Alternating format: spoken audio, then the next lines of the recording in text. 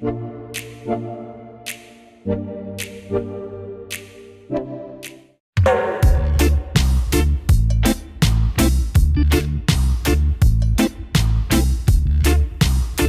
everybody, welcome back to Breakfast with Bob from Oceanside, California. Our host is the beautiful Mission Pacific Hotel. My name is Bob Babbitt. We're brought to you by MasterSpas, SFuels Going Longer, HOKA, Let's Fly, Form Smart Swim Goggles, Zoot Sports, the original triathlon brand, Premium Plus Sports, and of course our Challenged Athletes Foundation.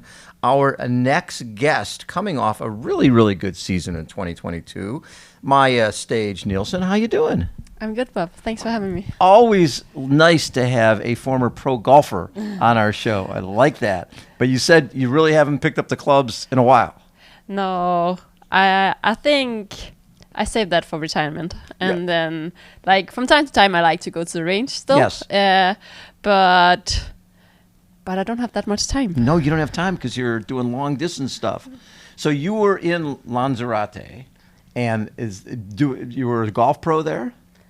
Yeah. I teached at Club Placenta. Yes. When I kind of needed time to figure out what to do after school, before I went to university, I stayed there for 2 years. As a golf pro? Started as golf and turned into triathlete, I would say. I was going to say, so what turned you from golf, which is a pretty mellow sport, into triathlon? The Club Placenta lifestyle. Yes. There's so many pro triathletes go over it. Michelle Vesterby, a lot of athletes go and train in Club Placenta. Yeah, and not only Danish athletes, but athletes from all over the world. Right, Lucy Charles Barkley, yes. Exactly. And yeah, it was just a huge inspiration and a lovely sport to be a part of. Yes. What was the transition? You're playing golf, and did you have a background, swim, bike, run? I've always loved running. Okay. And I also ran while I played golf. I just didn't knew that I was good at it. So you use running is for fitness for golf? Yes, exactly. And to clear my mind if I had played bad. And did you travel around as a professional golfer? Well, the thing is, I was still in school. Okay. Or in high school. So it was more like, I traveled around in Europe and played amateur, international. Yes. Had a few wildcards to play on the European tour. Right. Where I kind of experienced what it's like to play against some of the best. Yeah. And how fun was that? That was very cool. Like a huge experience. Yes. Something I will never forget. Well, and it's cool when somebody has that experience in two different sports, because you had that experience there, and then when you move into triathlon, and did you start as an amateur in triathlon, or did you become a pro right away? I did one season, I believe, as age grouper. Yes. Started doing half distance right away because, I knew my swimming would never be good enough to do short distance. Right, yeah. So I started with half distance and did 70.2 Worlds in Las Vegas as age grouper. Oh my God, that was a while ago. Yeah. Wow. That was my very first year in the sport. That's cool. And so you've been in the sport for a while then, because Vegas goes back to, what was that, 2011, I believe. 11 or 12, yeah. Wow. And when you went to Vegas, that was age group still? Yeah. And when did you turn pro? Well, I kind of raced as pro while I studied to be physiotherapist. Okay. But I only feel like I really turned pro and lived like a pro after I graduated. Right. So that will be like from 16-ish. From 2016 on. Yeah. Okay. Yeah, and that was when I did my first full distance as well. And that was Texas? I did Ironman Mallorca in September 16. Oh, that was my very first one. But and how'd you do? I was second. Your first time out? Yeah.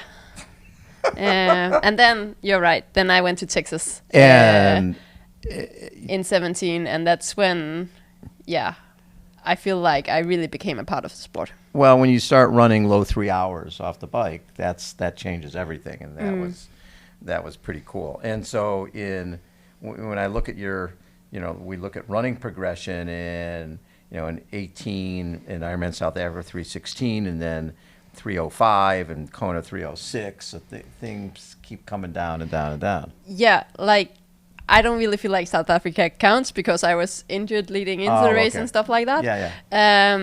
But yeah, I feel like running is my strength, Yes. and especially running off the bike on a hard course like this one, I believe.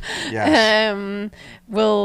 That's what I feel like is good for me. So this year you did your 5th at Ironman Israel, which very similar weather to what we're looking at right now, rainy pretty much all day long. Yeah, we don't hope it's like this. on No, Saturday, we don't. Right?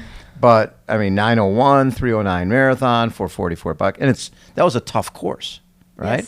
Yes. I was talking to Sebastian Kienle at the Sailfish Night of Champions, which is the day after Israel, and he had just gotten back, and he said it was really, really a tough course, both the bike and the run. Yeah, tough course and just a tough day in general. Right. I think that's those days where you kind of need to dig deep to find your Viking DNA somewhere. Your Viking DNA. And when did you find your Viking DNA? Was that during a run?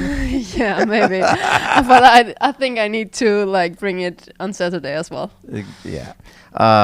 Your experiences at Ironman World Championship. So I was just looking at the other day. So 2017, you were 12th in Kona, 18, 15th, 19, 11th. In 2021 in St. George, you were 10th, right? Yes, yeah. And then Kona in 2022, 12th. So it's so consistent at when the spotlights are the biggest and the field is the largest. Yeah. That's pretty impressive.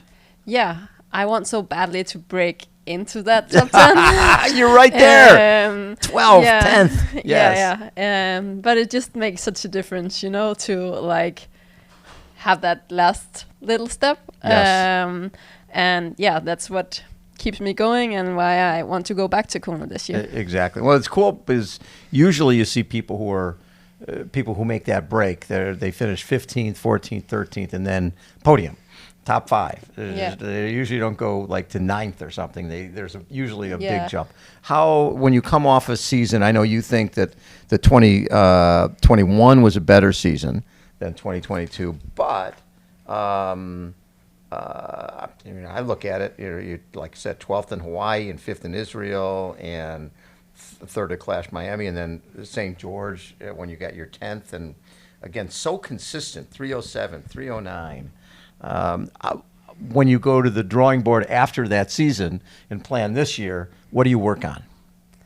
Well, I ran 305 in Kona in 19. Yes. So you that's know what you I can want get back to there. Yes. get back to. And yeah. Well, if you're running 305, you know you can run sub 3. Yeah.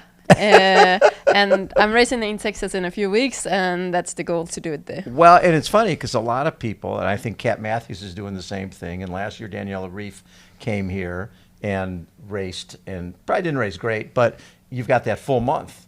This is a great way to find out where you're at, and then you go and work on what you need to work on. Where do you go right from here to Texas to train? Yes. So you'll spend the next month in Texas training. Yeah, I believe the weather is a bit different in Texas. Yes. So I think I need some heat acclimatization after this. Yes, you do. But this is the first time you've raced here? Yes. First time racing in California? Yes. That's going to be fun. And this is a cool course because you get to go through surf, which doesn't happen very often in racing. Yeah. Have you done that before? Well, chops from time to time, but I think real surf like this is maybe not. What's cool about it, you go through the surf, and then you swim into the harbor, which is cool. So you're not dealing with surf when you get out.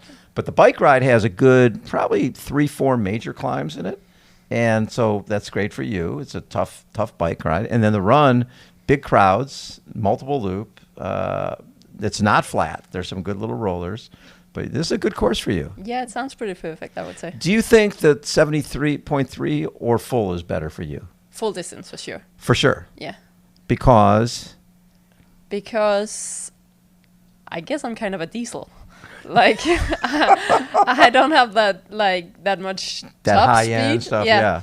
And yeah, full distance just suits me, but I like to see how I can improve on half Right. distance too, and I also believe that I have improved. No question, you've improved. When you look at the different courses you've raced a lot of different places, Lanzarote and Copenhagen and Cozumel. What's been your favorite race?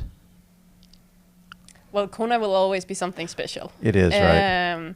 And racing on home course, like when we talk about 70.3, like 70.3 Elsinore in Denmark is like one of my really favorite races. I will probably say that I like Elsinore better than Copenhagen even. Really? But yeah, I love that race. Now, have you won that race? No, I haven't won it. What the heck, was fourth in 2021? Yeah, but you know you can. And yeah, I just think it's maybe like I've only raced Ironman Copenhagen once as well. Right. And super cool race, but Elsinore just have like this small little touch that I really like. Yeah, and racing at home. Yeah. Now, is that close to where you grew up, Elsinore? No, it's pretty much as far as you can get. But do you still get family out there for it? Yeah, for sure. And yeah, I do. And like Denmark is not that big, and everybody knows each other pretty much, so you get a lot of support. A lot of people cheering for you. Yeah. Yeah. And the rest of this season, what are you planning to do? Well, besides you get Texas. Yeah, Texas next, and then we'll see. Hopefully, I have my Kona qualification after that. Right. And I kind of like to go to Frankfurt as well. To do Frankfurt, so you would. So that will be like the European Championship. Yes, and so in the North America, and then you got down in Houston or Texas, and then going to Europe, Frankfurt, and then Kona. It's a lot of Ironman racing. Yeah, but like I said, that's what Diesel. is best. You're a diesel. You're a diesel. Diesel likes long. Okay. Yeah, but I would love to get into some of the PTO races as well. And, it just depends on ranking and stuff, see, right? Yeah. So yeah, we'll have to see after Texas, and then we pick it up from there. Reevaluate. Yeah. You were traveling around as a professional golfer. Do you enjoy this more, the traveling as a professional triathlete? Well, I love my daily life now. When I played golf, I thought that was the coolest thing ever. Yeah. So I think it just it's what you put your mind up for, and right. then right now I couldn't imagine anything else than this. It's pretty fun. Yeah. It's what I like about the sport is it doesn't matter who you're racing. It's really just you against yourself and you against the course, right? Yeah. You can be friends with the people you're racing and hope they have their best day, because that really doesn't affect you at all. No. I guess it's kind of similar in golf. Yeah, that's true. But yeah, it's nice that you can share the experience and travel with your best friends. So on the cycling part, obviously the speeds in our sport continue to go up and up and up. How do you adapt in terms of cycling? Are you doing, different type of workouts now than you did last year or the year before in terms of trying to get faster? I believe the volume has gotten a bit bigger. Uh-huh. And yeah, then it's always like a evaluation of what has worked and what do we think will maybe work better. Yes. So small experiments as well, but I believe that in general everybody's just doing so much and it's a long season. Yeah. Trying to figure out we're starting here on April 1st, and I think the Collins Cup race is in November or something. Yeah, that's a long season, and Kona for you guys is middle of October. So staying positive when maybe you don't have a great race or you don't have a great training, how hard is that to understand that the goal is Kona? Well, you need to make sure that you're there first. Right, you qualify. Have you qualified yet for Kona? No. You have to do that, hopefully in Texas. Yeah, that's the big plan about Texas. What do you need to do there to Well, qualify? there's 5 slots. 5? Yeah. So I believe it's the race with the most. Okay. It will probably also bring a very strong field. Very strong field, absolutely. I think that's cool. You want to race against the best. Yes, exactly. Well, that's where you've done your, that's when I perform the best as well. Exactly. So, yeah, I think it will be good. Love it. Thank you for taking time and chatting. It's always such a pleasure to catch up with you. And, we do have these French toast donuts. Yeah, I guess I have to try. Calling your name. Yeah, thank you so much. Maja Stage Nielsen has been our guest, everybody.